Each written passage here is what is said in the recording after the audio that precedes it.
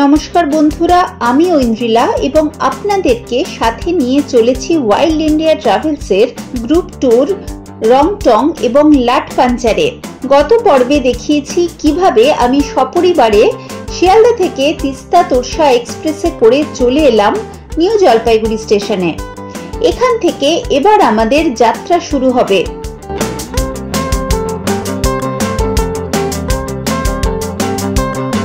রংটং এ পাখি দেখতে দেখতে আমরা যাব লাটপাঞ্চার। আজকের পর্বটা শুধুই রংটং এর পাখি দেখা নিয়ে। আমরা সকালবেলা ৬টা নাগাদ নিউ জলপাইগুড়ি স্টেশন থেকে যাত্রা শুরু করেছিলাম, যাতে সকালবেলার পাখি দেখার সেশনটা আমাদের মিস না হয়।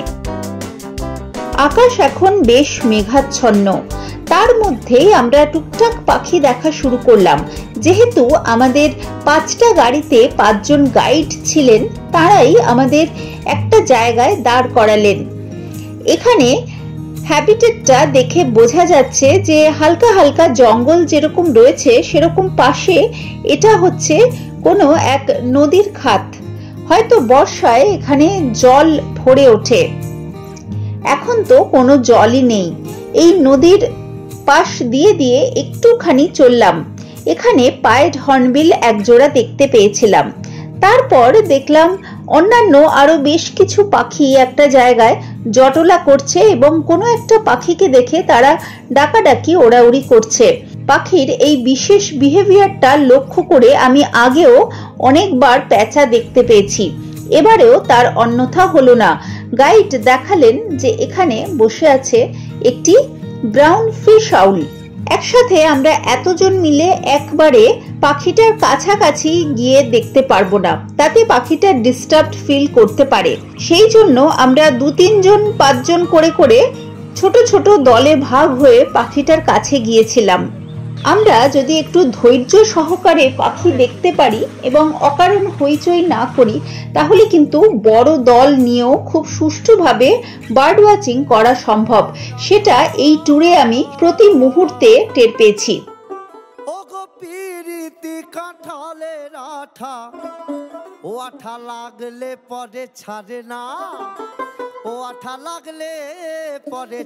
এই সময় যেহেতু পাখিদের ঘর বাঁধার সময়, সেই জন্য ব্রিডিং বিহেভিয়ার কিন্তু খুব ভালোভাবে লক্ষ্য করলেই দেখতে পাওয়া যায়। অনেক পাখিরই ব্রিডিং বিহেভিয়ার এবং নেস্টিং এই সময় দেখতে পাবার কথা।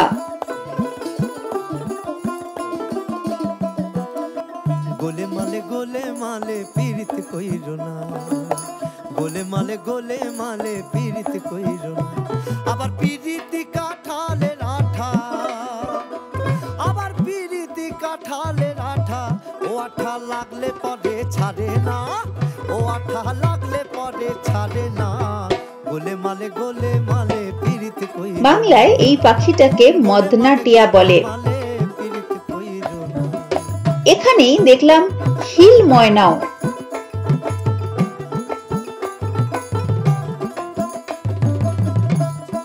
এরপর আবার আমাদের গাড়ি চলল। বৃষ্টিতে পাহাড়ের সৌন্দর্য কিন্তু অন্যরকম। সেটা মানুষের কাছে অন্য এক ধরনের আবেদন বয়ে নিয়ে আসে। কিন্তু যারা বার্ড ওয়াচার, তাদের কিন্তু বৃষ্টি হলে একটু মনটা খারাপই হয়ে যায়, কারণ পাখি খুব একটা দেখা যায় না। तरसाए ना एक आँख मुझको भाए सावन, आए ना पिया ना संदेशा लाए सावन, तरसाए ना एक आँख मुझको भाए सावन, तू जो झूम झूम कर आए। রংটং এসে পৌঁছেছি, ব্রেকফাস্ট করতে দাঁড়ালাম। আকাশ একটু মেঘাচ্ছন্ন, বৃষ্টিও পড়ছে প্রায়ই মাঝে মাঝে। এখন এই মুহূর্তে বৃষ্টি নেই, কিন্তু ভালোই বৃষ্টি হচ্ছিল, মানে একটু আগে তো বেশ জোরে বৃষ্টি হয়েছে। রংটং এই একটা জায়গায় দাঁড়ালাম। আমাদের এই ট্যুরের সমস্ত খাওয়া দাওয়া, গাড়ি, গাইড, হোমস্টে সবকিছু বুকিং করে দিয়েছেন, আয়োজন করেছেন নর্থ ইস্ট ট্রাভেলস। ওনারাই এই ট্যুরে আমাদের লজিস্টিক পার্টনার। ব্রেকফাস্ট সেরে আবার পাখি দেখার পালা। রাস্তায় দেখতে পেলাম বেশ কিছু ময়ূরী। আমাদের গাড়ি দেখে ব্যস্ত হয়ে তাড়াতাড়ি পাহাড়ের ওপর উঠে গেল। ভেজা পাতার মাঝে মাঝে খেলা করে বেড়াচ্ছে লার্জ উডশ্রাইক। দেখলাম গ্রেটার নেকলেসড লাফিং থ্রাশও।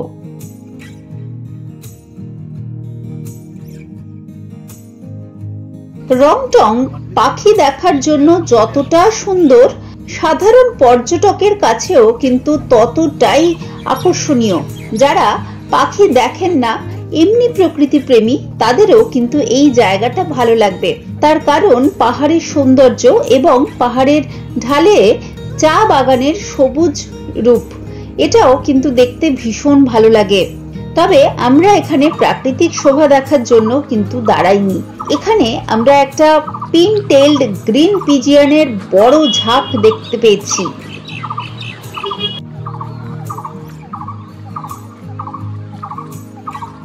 সমতলে আমরা যে হরিয়াল পাখিদের দেখতে পাই, অর্থাৎ ইয়েলো ফুটেড গ্রিন পিজিয়ন, এরা তাদেরই জাত ভাই বলা যেতে পারে, কিন্তু স্পিসিস হিসেবে কিন্তু এটা একেবারেই আলাদা, খুব একটা কমন কিন্তু নয়। পিন টেইলড অর্থাৎ পেরেকের মতন সুচলো এর ল্যাজ, সেই জন্য এই পাখিটার এরকম নাম।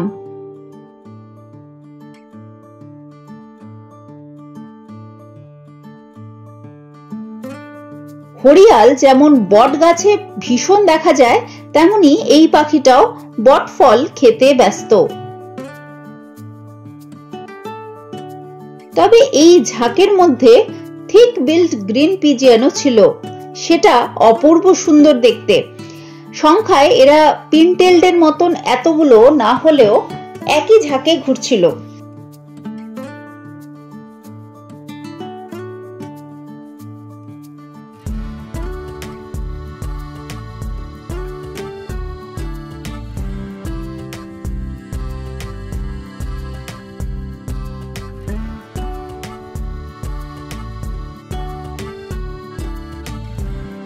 এর অনতি দূরে আবার আমরা দাঁড়ালাম হর্নবিল দেখতে।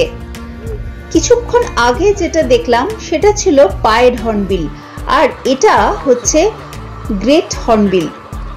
একটু দূর থেকে হলেও পাহাড়ের ব্যাকগ্রাউন্ডে দুটো পাখিকে দারুণ সুন্দর লাগছিল। রাস্তা ধরে ধরে হাঁটছি, এবার এখন খুব ফেন্টলি একটুখানি আলো আর কি দেখা যাচ্ছে, সূর্যের আলো উঠেছে এই সময়টা। বৃষ্টি হয়ে গেছে, এখন অনেকক্ষণ বৃষ্টি নেই, রাস্তাঘাট ভেজা ভেজা, আর পাখির অ্যাক্টিভিটি কিন্তু বেশ ভালো। একটু রোদ উঠছে বলে বা ওয়েদারটা একটু ক্লিয়ার হয়েছে বলেই বোধহয় পাখির অ্যাক্টিভিটিটা বেশ বেড়ে গেছে। ছবি টবি তুলছি সবাই মিলে। চেস্টনাট হেডেড বি-ইটার, গ্রেট বারবেট এবং লেসার ইয়েলোনেক কাঠঠোকরা, এগুলোকেও বিভিন্ন সময়ে আমরা দেখতে পেয়েছি।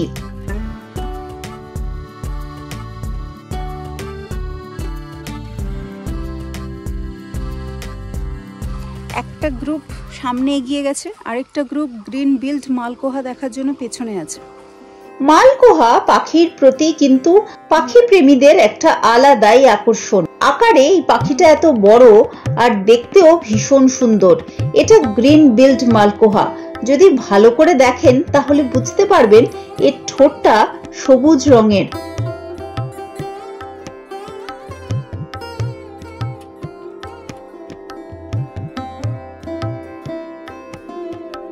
এই জায়গাটা দেখে মনে হচ্ছে না এখানে ছোটখাটো একটা মেলা শুরু হয়ে গেছে। আশেপাশের সমস্ত লোকজন, পথচারী সবাই অবাক হয়ে রাস্তার মাঝে দাঁড়িয়ে পড়ে আকাশের দিকে দেখছেন। আর দেখবেন না তাই বা কেন, দেখুন কত সুন্দর হর্নবিল একেবারে সামনে এসে বসে রয়েছে।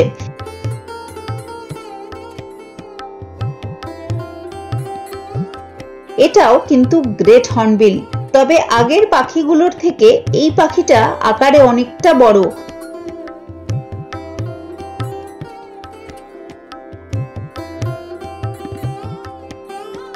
তার সামনে এত মানুষ ভিড় করে তাকে দেখছে, কিন্তু তার কোনো ভ্রুক্ষেপ নেই। নিজের মনে সে প্রিনিং করতে ব্যস্ত। প্রিনিং অর্থাৎ নিজের পালক পরিষ্কার করা।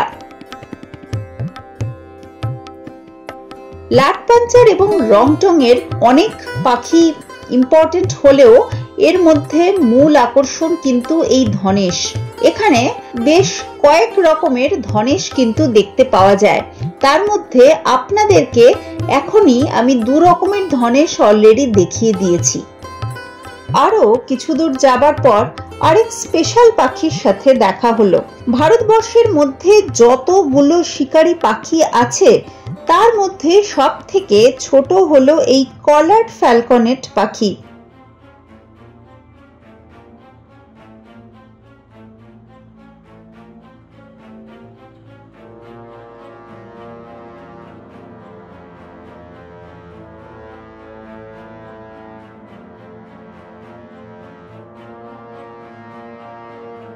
সাধারণত আমরা জানি র্যাপ্টর বা শিকারী পাখি আকারে একটু বড় হয়, কিন্তু এই পাখিটা সত্যি ভীষণই ছোট। মাত্র 18 সেন্টিমিটার লম্বা এই পাখিটাকে দূর থেকে দেখলে অনেকটা শ্রাইক পাখির মতন লাগতে পারে, এত ছোট।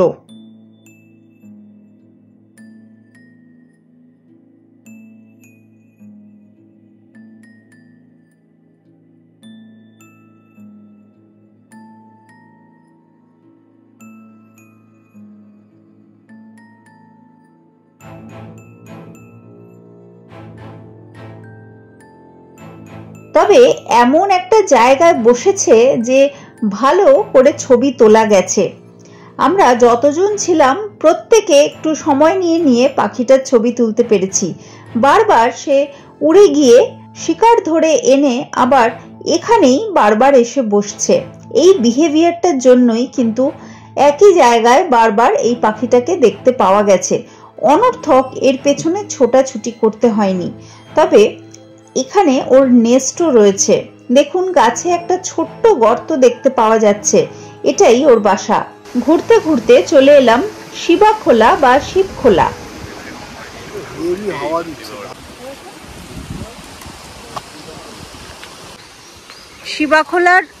শিবাখোলায় চলে এসেছি আমরা। শিবাখোলা রিভার ক্যাম্পের জাস্ট আগে এখানে একটা মন্দির আছে, আর এই নদীর বেডটাও রয়েছে। এখানে অনেক সময় বিভিন্ন রকম পাখি দেখতে পাওয়া যায়, যেমন রেড স্টার্টগুলো, ফকটেল, ওয়াকটেল। তো সেই কারণে জমজমাট বার্ডিং হচ্ছে, সবাই প্রচণ্ড খুশি। মেন রিজন হচ্ছে বৃষ্টি হয়েছে, অত বৃষ্টি হয়েছে, তারপরে আবার রোদ উঠেছে, সেই জন্য প্রচুর বার্ডস আর কি সাইটিং হচ্ছে। তো এখন আমরা শিবাখোলার এই রিভার ক্যাম্পের সামনে চলে এসেছি। এখানে একটু টি ব্রেক নেওয়া হয়েছে, চা খাবো, একটু মোমো টোমো খাওয়া হবে, তারপরে আবার রওনা দেবো। আর হলো শিবাখোলা এই নিয়ে তো দ্বিতীয়বার হলো। আগে একদম যখন ছোট ছিলাম তখন একবার, না তারপরে আরো একবার এসেছিল। এই নিয়ে 3 বার হলো। যখন জগৎপুর গেছিলাম হ্যাঁ তখন একবার এসেছিলাম, আর একদম ছোট্টবেলাতে একবার এসেছিলাম, এসে ক্যাম্পিং করলাম।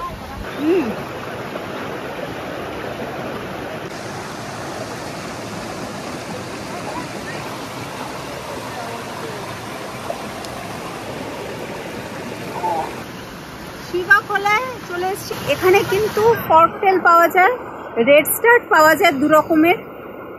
এক্ষুনি দেখছি না, আমার মনে হয় ওপাশটা গেলে দেখতে পাবো। আর সেটা ছাড়া কিংফিশার তো পাওয়া যায়। ইনফ্যাক্ট শুধুমাত্র তাই নয়, শিবাখোলা থেকে আমি আরো অনেক রকমের পাখি পেয়েছি। এই নিয়ে 3 নম্বর বার এলাম। তো ব্যাপক জায়গা। এখন প্রায় 1টা বাজে। চা মোমো খেলাম।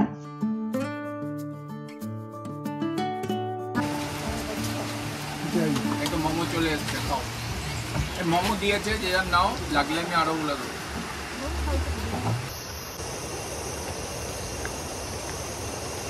আপনি ভাববেন যে আমি কথা কেন বলছি না, তার কারণ এই জায়গাটার ভাইবটা বোঝানোর জন্য।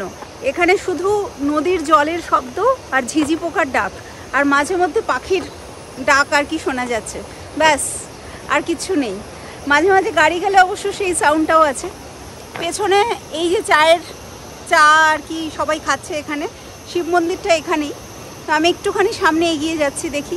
পৃথিবীতে মানুষের যতটা অধিকার, একটা ছোট্ট পতঙ্গ, একটা সরীসৃপ পাখি, প্রত্যেকেরই কিন্তু ততটাই অধিকার।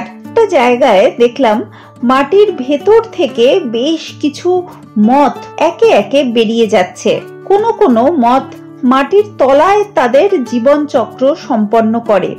এতক্ষণে আমাদের লাট পাঞ্চার পৌঁছে যাবার কথা, কিন্তু যেহেতু অনেকটা সময় ধরে আমরা বার্ড ওয়াচিং করতে করতে যাচ্ছি, তাই একটু বেশি সময় লাগছে।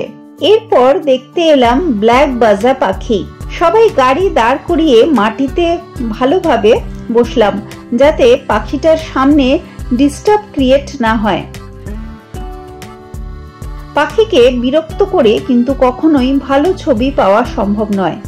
এরপরের পাখিটার নাম হলো ব্রাউন বুবুক বা ব্রাউন হক আউল।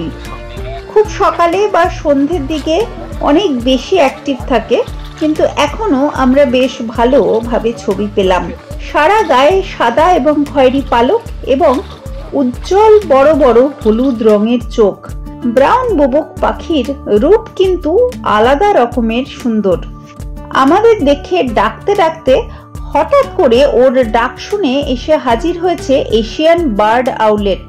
ব্রাউন হক আউলটাকে দেখুন কি সুন্দর, বার্ড আউলেটের কল পেয়ে হঠাৎ করে সেদিকে মনোযোগ দিল। রংটংয়ের পাখি দেখা মোটামুটি শেষের দিকে। এবার আমরা লাট পাঞ্চারের দিকে যাব। আস্তে আস্তে মেঘ ঢুকছে। সকালবেলা যেরকম বৃষ্টি হয়েছিল, তারপরে আবার রোদ উঠে গেছিল, কিন্তু এখন দেখছি আবার আস্তে আস্তে মেঘলা হয়ে যাচ্ছে। চলে এলাম লাট পাঞ্চারে আমাদের হোমস্টেতে। হর্নবিল নেস্ট এবং ব্রডবিল এই দুটো হোমস্টেতে ভাগাভাগি করে আমাদের গেস্টরা থাকবেন। হোমস্টেতে পৌঁছে গেলাম। টোটাল 4টে লোক আর কি থাকতে পারবে এখানে। এটাতে আমরা 3 জন থাকবো, বাকিরা অন্যান্য রুমে থাকছে। এই হোমস্টে আর পাশে আরও একটা হোমস্টে রয়েছে, সেটাতেও আমাদের টিমের বাকি লোকজন থাকবেন। ওয়েস্টার্ন আর গিজার রয়েছে। ওয়াশরুমে আর কিছু দেখানোর থাকে না, শুধু এই ব্যাপারটাই যে গিজার আছে কিনা আর ওয়েস্টার্ন কমোড কিনা, আর বেসিন রয়েছে বাথরুমের ভেতরেই, অনেক সময় বাইরেও থাকে, এটা ভেতরে। সব কিট ডিস্ট্রিবিউশন হচ্ছে। এখানে আমাদের সেই লোগো লাগানো। আর কিটে কি রয়েছে দেখা যাবে? আচ্ছা, আমাদের যেটা কিট সেইটা খুলে দেখাবো। এর মধ্যে ব্রাশ, পেস্ট, তারপরে এটা কি শ্যাম্পু, বডি ওয়াশ এসব রয়েছে সম্ভবত। এটা হচ্ছে একটা পার্সোনাল কেয়ার কিট, আর এটার মধ্যে আছে হচ্ছে একটা শেভিং কিট আছে। এটা হচ্ছে একটা হেয়ার অ্যান্ড বডি লোশন। এটা হচ্ছে একটা অরেঞ্জ ক্যারট সোপ, আর এটা হচ্ছে একটা স্কিন লোশন আর চিরুনি, আর একটা ডেন্টাল কিট। তাড়াতাড়ি করে এটা করো। আর এটা হচ্ছে ইবার্ডের লিস্ট, তাই তো? এটা আমাদের গেস্টদের জন্য। সব দিয়েছিস? না না, আর কাস্টমার কিট দাও।